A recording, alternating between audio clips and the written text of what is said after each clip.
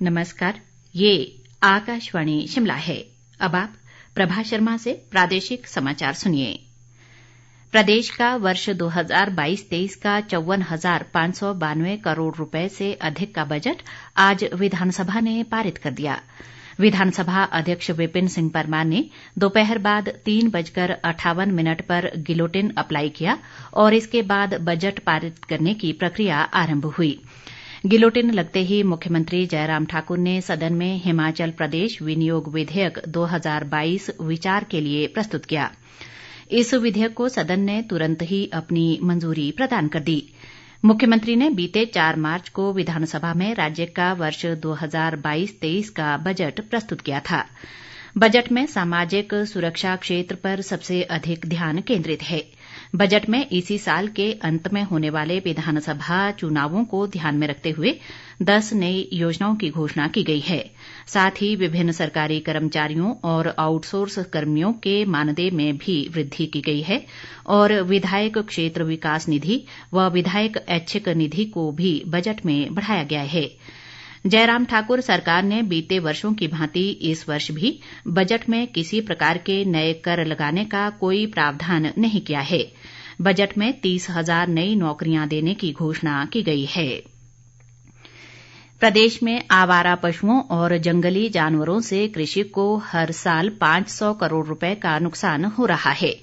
प्रदेश सरकार द्वारा एक एनजीओ के माध्यम से करवाए गए सर्वेक्षण में ये खुलासा हुआ है। कृषि मंत्री वीरेंद्र कंवर ने आज विधानसभा में प्रश्नकाल के दौरान विधायक अरुण कुमार के सवाल के जवाब में ये बात कही। वीरेंद्र कंवर ने कहा कि सोलर फेंसिंग नीलगाय जैसे आवारा जंगली जानवरों से फसलों की रक्षा करने में पर्याप्त नहीं है। उन्होंने कहा कि नीलगाय और इसी तरह के अन्य आवारा जानवरों से फसलों को बचाने के लिए प्रदेश सरकार इंटरलिंक चेन बाड़बंदी और इंटरलिंक चेन सोलर मिश्रित बाड़बंदी जैसे विकल्पों को अपना रही है।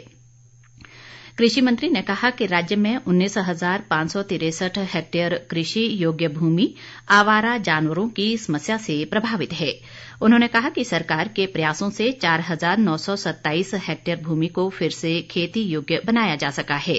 इस भूमि पर सरकार ने इंटरलिंक चेन बाड़बंदी और इंटरलिंक चेन सोलर मिश्रित बाड़बंदी जैसे उपायों को अपनाया है।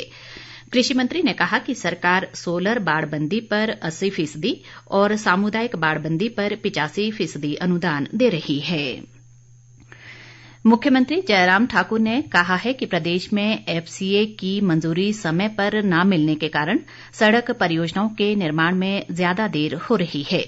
वे आज विधानसभा में विपक्ष द्वारा लोक निर्माण, सड़क, पुल व भवन निर्माण को लेकर लाए गए कटौती प्रस्तावों पर हुई चर्चा का जवाब दे रहे थे। विपक्ष ने अपने कटौती प्रस्तावों को वापस नहीं लिया। इस पर सदन ने इन प्रस्तावों को ध्वनिमत से नामंजूर कर दिया। मुख्यमंत्री ने कहा कि एफसीए की अड़चन के बावजूद मौजूदा सरकार के कार्यकाल में प्रदेश में सबसे अधिक सड़कें बनी हैं। उन्होंने कहा कि बीते 4 सालों में प्रदेश को प्रधानमंत्री ग्रामीण सड़क योजना के तहत 2,733 करोड़ रुपए की राशि केंद्र से मिली है। इसके विपरीत कांग्रेस सरकार में लगभग 1,100 करोड़ रुपए की इस योजना के तहत प्रदेश को मिले थे। जयराम ठाकुर ने कहा कि प्रदेश सरकार सड़कों की डीपीआर तैयार करने की प्रक्रिया को तेज कर रही है ताकि सड़क निर्माण में तेजी आ सके। उन्होंने कहा कि आगामी वित्त वर्ष के दौरान लोक निर्माण विभाग के लिए सरकार ने 2,083 करोड़ रुपए के बजट का प्रावधान किया है।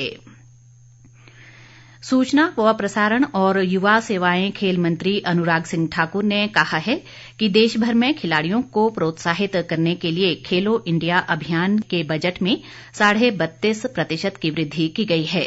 कांगड़ा जिला के नगरोटा के रेनबो इंटरनेशनल स्कूल में भारोत्तोलन व टेबल टेनिस की खेलो इंडिया आवासीय अकादमी का शुभारंभ करने के अवसर पर उन्होंने ये बात कही।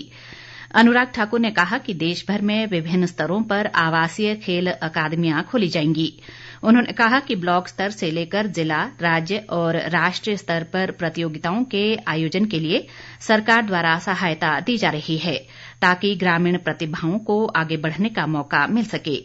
केंद्रीय खेल मंत्री ने कहा कि प्रदेश के विभिन्न जिलों में खेल मैदान विकसित करने के निर्देश दिए गए हैं और केंद्र सरकार की तरफ से मूलभूत सुविधाएं उपलब्ध करवाने के लिए हर संभव प्रयास किए जाएंगे। इसी के साथ ये समाचार बुलेटिन समाप्त हुआ। नमस्कार।